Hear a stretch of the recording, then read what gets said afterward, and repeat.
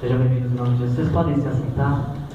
Nós vamos partir para um momento muito especial da nossa celebração essa noite, que é a ceia do Senhor, esse memorial que nós temos e que nosso Senhor Jesus nos encorajou que pudéssemos fazer sempre que nos reuníssemos para lembrar de sua morte, de sua ressurreição, para lembrar daquilo que a gente acabou de cantar, que um dia Ele veio nos buscar.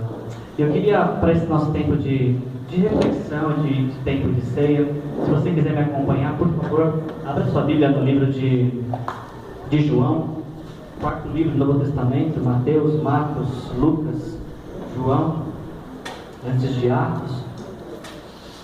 Eu queria ler junto com vocês para esse nosso tempo de ceia. Queria ler junto com vocês João 21. E aí eu queria pedir que vocês me acompanhassem na leitura João 21, do versículo 1 até o versículo 17.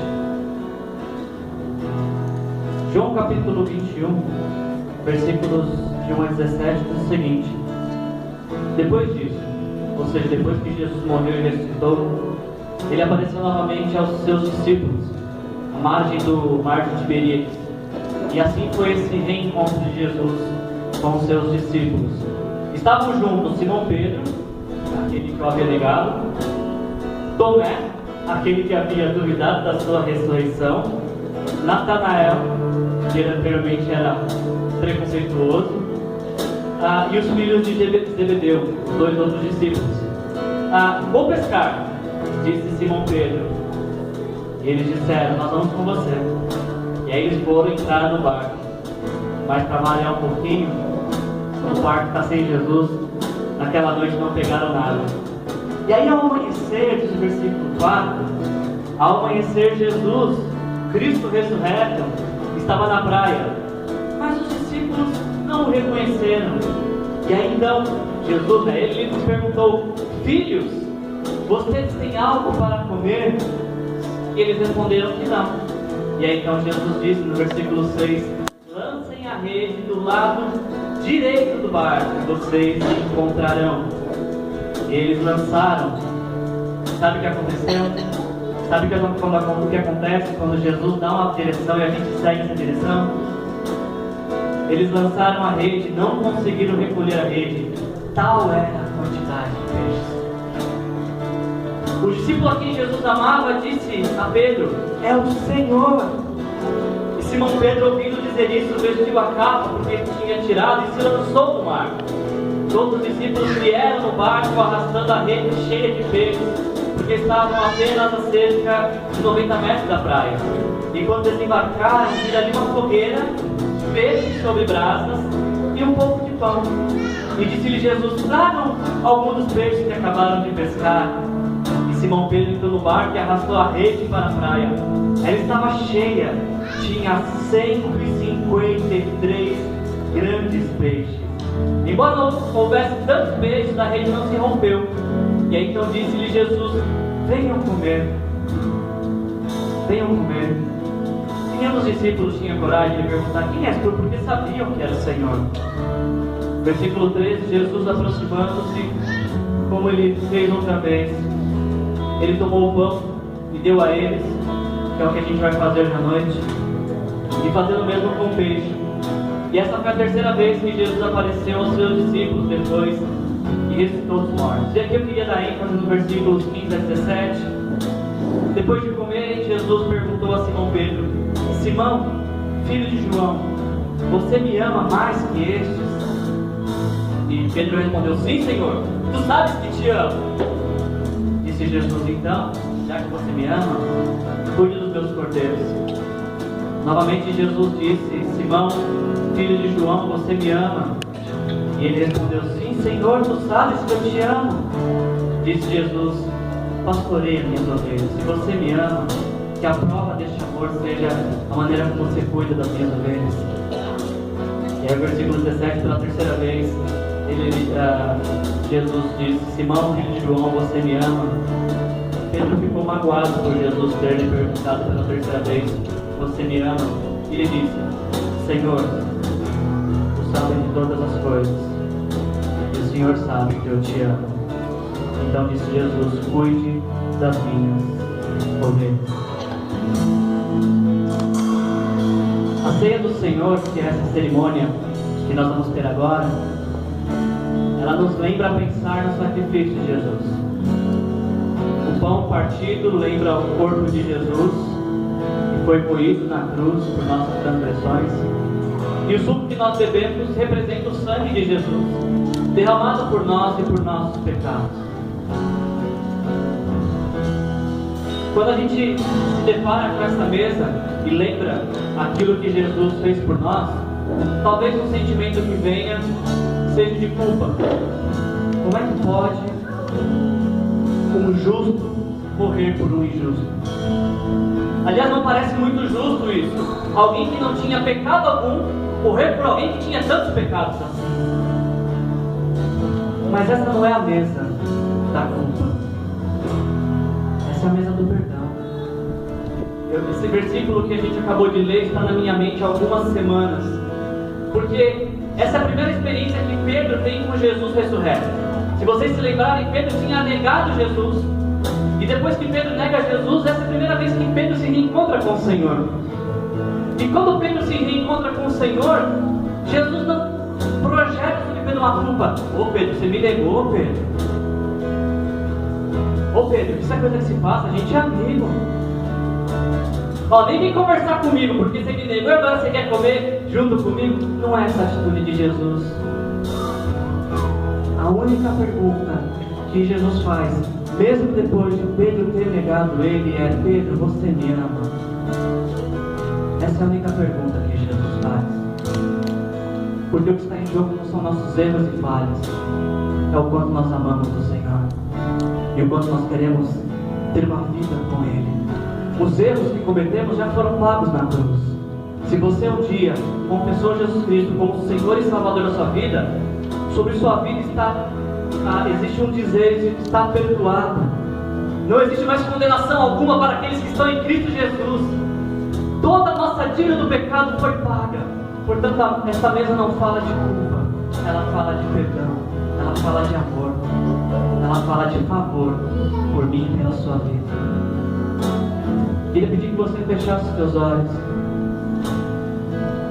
porque o Senhor nos convida mais uma vez a ter essa experiência de amor, onde o que está em jogo aqui nesta noite não são as falhas que cometemos nesta semana, mas a esperança que nós temos no Cristo ressurreto, que morreu na cruz por nossos pecados.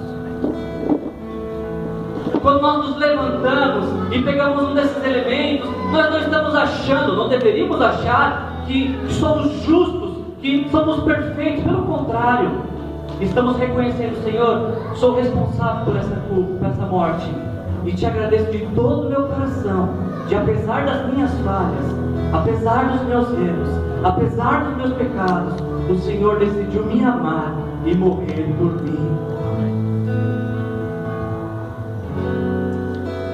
Eu queria te encorajar nessa noite, que você pudesse orar ao Senhor, e que nada nem ninguém possa te impedir de celebrar a vitória de Jesus na sua vida.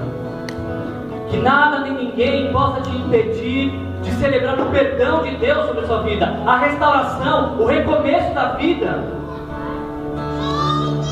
A pergunta é uma só: você ama o Senhor? Você o ama de todo o coração nessa noite? Você tem essa convicção de que sim, você o ama, apesar de suas falhas? Sim, você o ama. Se você o ama, diga isso para Ele agora, e diga o quanto você o ama, e diga o quanto você quer caminhar com Ele. Confesse seus pecados a Deus agora. Celebre a vida de Cristo na sua vida. Nós vamos cantar uma canção uma vez que fala que o nosso Deus nos aceita apesar de nossas falhas. Se você é grato a Deus por tudo aquilo que Ele fez por você na cruz, e se você nesta noite, apesar de suas falhas, quer celebrar o amor de Deus na sua vida, quer se render a Jesus mais uma vez, ou pela primeira vez, após nós cantarmos esta canção, eu te convido: sai do seu lugar, pegue um pedaço de pão e um cálice para celebrarmos o amor de Deus, em nome de Jesus.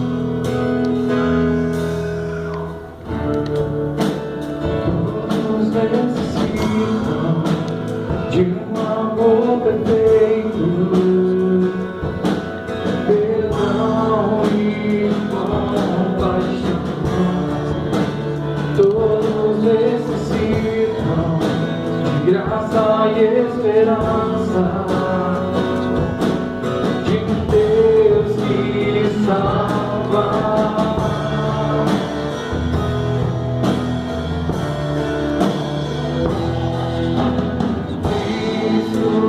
Move as montanhas e tem poder para salvar, tem poder para salvar, para sempre toda salvação.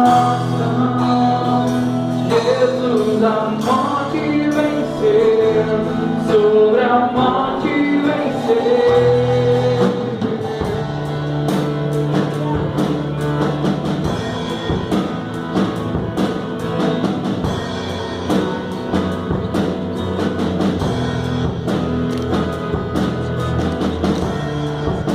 Aceitas com os medos, falhas e temores, se enche meu viver, a minha vida entrego pra seguir teus passos, a ti vivendo.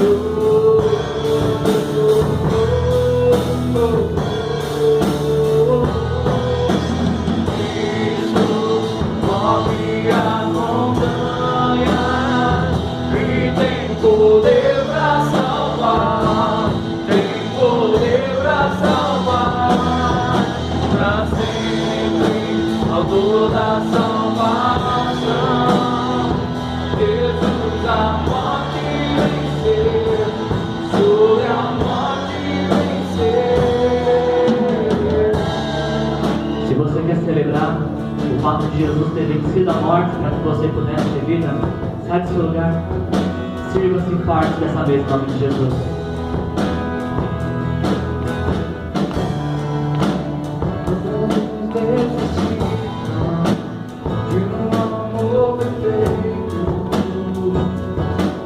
Perdão e compaixão, todos necessitam de esperança, de Deus que salva.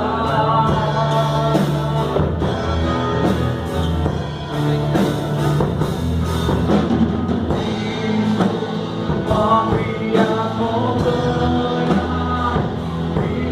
poder pra salvar, tem poder pra salvar, pra sempre, a toda salvação.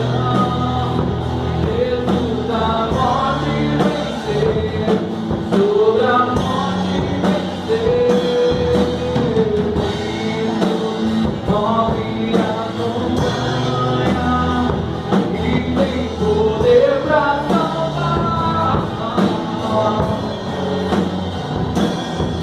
Pra sempre, toda salvação,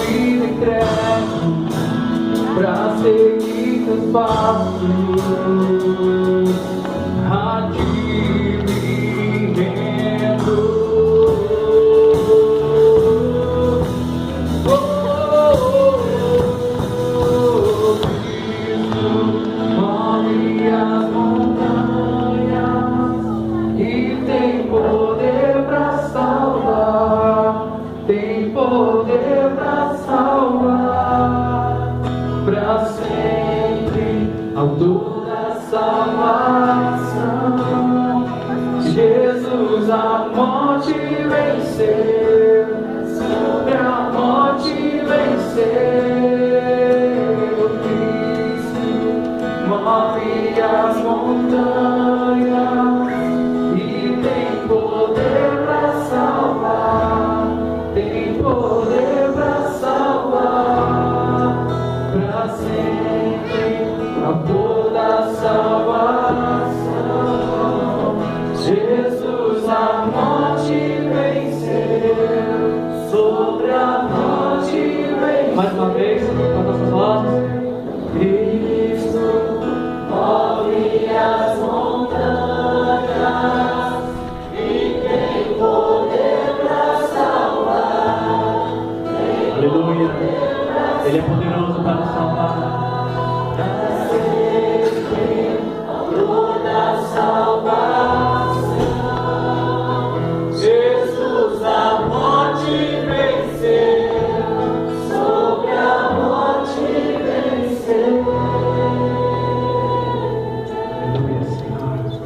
Nesta noite, Pai, celebramos porque o Senhor venceu a morte. E uma vez que o Senhor venceu a morte, o Senhor também nos faz vencedores, Senhor. A morte também não tem poder sobre aqueles que estão em Cristo Jesus. Te louvamos, Senhor, pelo perdão dos pecados. Te louvamos, Senhor, nesta noite pela esperança de vida eterna. Te agradecemos, Senhor, pela fé que não se pode confundir, que ninguém pode nos enganar. A nossa fé está muito alicerçada no fato de que em breve o Senhor voltará para buscar o teu povo, para buscar os teus filhos, para buscar a tua igreja, Senhor. Muito obrigado, Senhor, pelo Espírito Santo do Senhor que habita em nós, que apesar de nossas falhas, sempre nos leva para mais perto de Ti, sempre nos ajuda, sempre nos conduz para mais perto de Ti. Te agradecemos nesta noite, Senhor, e comemos esse pão, bebemos desse cálice, celebrando Teu amor em nossas vidas, em nome de Jesus. Comamos e bebamos para a glória de Deus.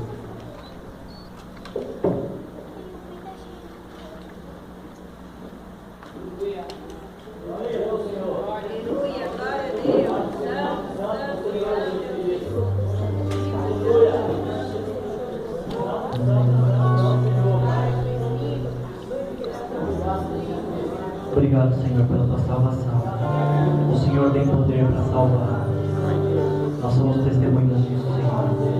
Obrigado pelo poder do Senhor que tem atuado em nossas vidas. Te louvamos e te agradecemos essa noite em nome de Jesus.